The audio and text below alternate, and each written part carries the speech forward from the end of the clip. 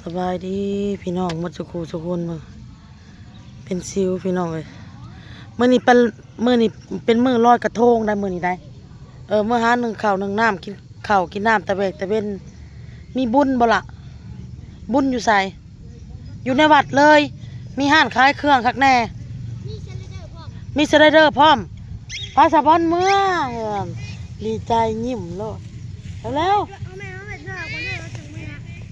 เอาบ่เมื่อได้ลูกเอ้ย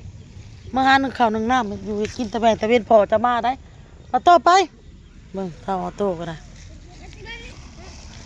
มาหับพี่น้องเลยบ่าวเต้เรามาเมื่อนี้ปลาลูกปะโอ้พอมาโบนะกับใครเมื่อหาอาบน้ำให้โอ้อาบน้ำให้ตัวปีนไรเฮ้ยยังลูกเอาไปบ่าเอาไปสับไปโอ้ยเนาะสามตานี่อาเทพสามตามาโดนใจอาเทพสามตามาโดนใจขี้ดื้อน่ะโอนกับมาละหนึ่งเข่าพี่น้องเข่าเย็นเขาเหลือหลายได้พี่น้องได้โอนกันเลยอุ่นเอาบ่ได้มาพี่น้องนี่ของกินแรงเฮาเด้อพี่น้องเด้อก็คือไก่ป่านั่นเองพี่น้องบ่แม่นไก่บ้านนะพี่น้องเด้อไก่ป่า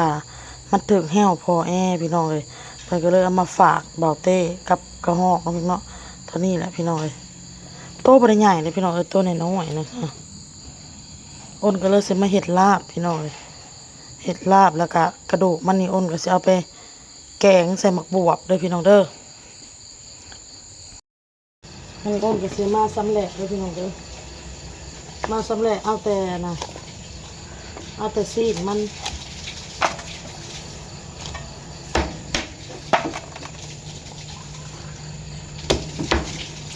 ไก่ป่ามันก็ซีนบ่อยากลายปานนั้น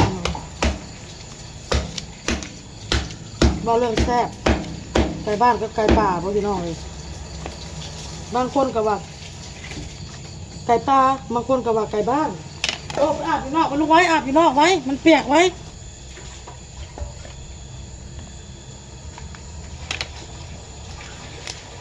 หมักบวบกับหมากเดียวนะพี่น้องเลย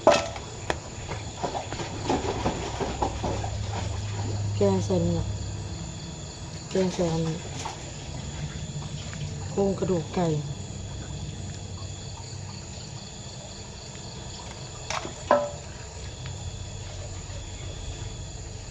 วันนี้ก็เป็นวันศีลแน่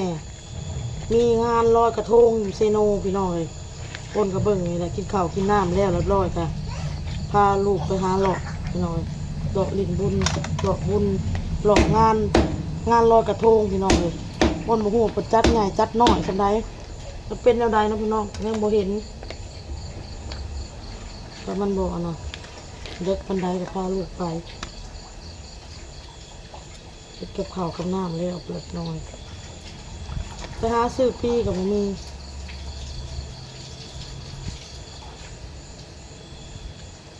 ลาบ10 ปี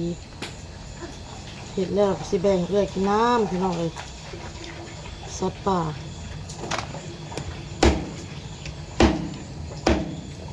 ต่างๆ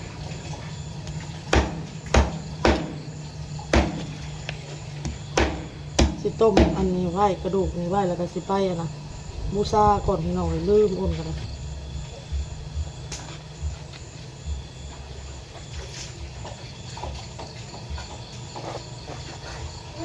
เฮ้ย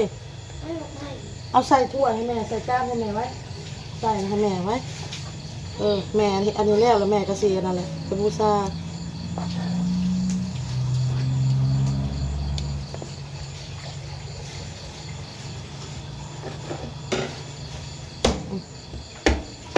แกงเสริมบวบสดน้ำเอาน้ำนัวซื้อดอกน้อย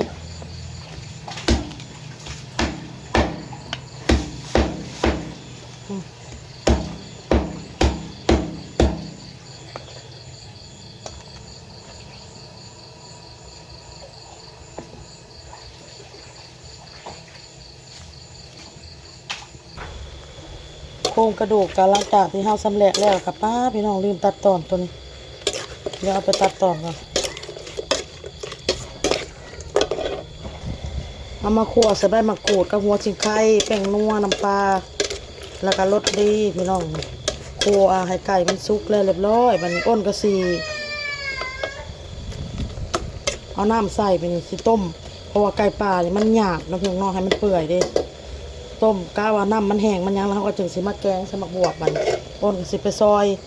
ต้นซีนที่อ้นสำเร็จนะมาเฮ็ดลาบบัดนี้ซีนหนังมันพี่น้องปนกันเลยเพื่อที่ได้จานหนึ่งพี่น้องอ้นก็สิมาทำการซอยเฮ็ดลาบน้ำมันจะแห้งอ้นก็ใส่น้ำลงไปพี่น้องนี่กะเอาน้ำมันแห้งจักหน้อยแล้วเราก็ตำข้าวเบื่อได้ป่ะนี่ใส่ข้าวเบื่อน้ำพี่น้องแกงสมกบวก ดีป่าลุงเห็นไหม น้องบอลเป็นมือกล้อง มองว่าที่มันเป็น สบายดีพี่น้องให้น้องบอลเป็นมือกล้องให้แพ็กกับบ่ใต้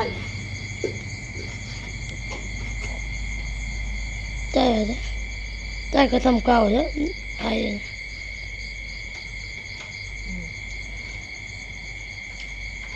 เจ้าน้อยเสร็จมาแม่ ใส่ซุปก่อนก็ได้ลูก เดี๋ยวได้เอาที่อย่างก่อนจังเลย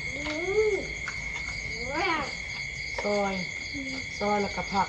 แล้วก็ไปคั่ว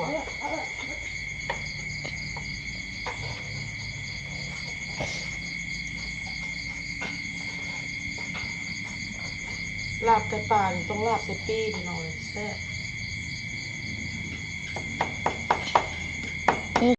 บบันนี้บาเต้กับมาแล้วพี่น้องโทผลได้รถมาใส่เอาหัวตีนมันเลยอ๋อเอาโตได้รถใหม่ได้นี่ฮะบันนี้อ้นก็สิมาแกงหมักบวบใส่ไก่ก่อนนะเพียงเด้อโทได้รถใหม่พี่น้องรถของอันนางโดลาเด้อพี่น้องเด้อคนได้รถใหม่ละคันนี้ก็เลยมาหยกให้ออโต้ต่อเมื่อไหร่ที่มันอยากได้แห้งตัวปิดไรคนสามตาเอาคนสามตาจะได้สี่ตาแล้วบาทนี่เดี๋ยวทีดูลูกทีพอมึงดูไปเมื่อน่ะมืออ้นเอารถไปแป้งหันว่าโดดขึ้นสักขั้นนั่นโดดขึ้นสักขั้นนี่ก็อยากได้รถใหม่บุญลอยกระทงเอามื่อนี่บุญลอยกระทงนี่ทางแบงนี่มือชุดท้ายบอกมือนี่หรือว่าใดๆมือชุดท้ายแล้วมือนี่รถคอยได้ใส่หมกบวบลงไปพี่น้องเขาเบื่อก็ใส่ลงแล้วมันนี่ก็จะมาใส่พงนัวแล้วก็ต้องประแดกลงเลยพี่น้องเด้อต้องประแดกใส่หมกบวบห้องซุกเลยพี่น้องซีมเบิ่งกลางเค็มนะเนาะคนบางคนกำเนิดรถแห้งเลยพอดีพี่น้องพอดีแซ่บมาพักลงเลยพักนั่งตู้แล้วก็ยอดหมักบวบพี่น้องพางหมักบวบเก็บอันนี้หัวนะพี่น้องมาแกงใส่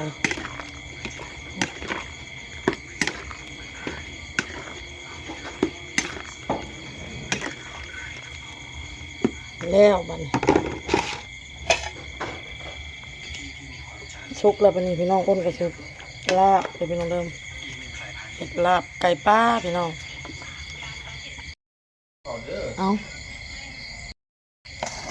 มาบัดนี้ทำลาบเขาขัวใหม่พี่น้องเลยใส่ให้หอมแซ่บป่นกัดเอา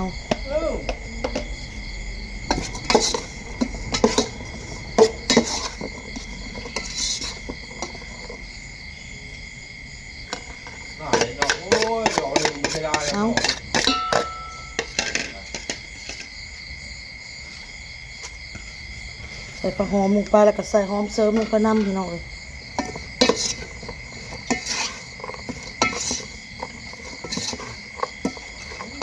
นาวใส่น้ำ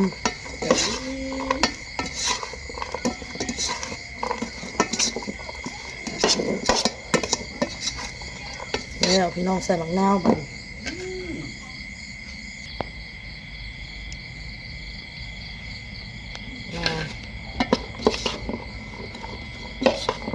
แล้วมานี่พร้อมเสิร์ฟ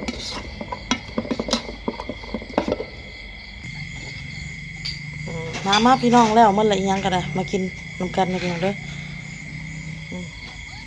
ลาบไก่ป่าอันนี้แกงไก่ป่าพี่น้องลาแล้วพี่น้องคลิปนี้กับพ่อกับคลิปหน้าจ้าสบายดี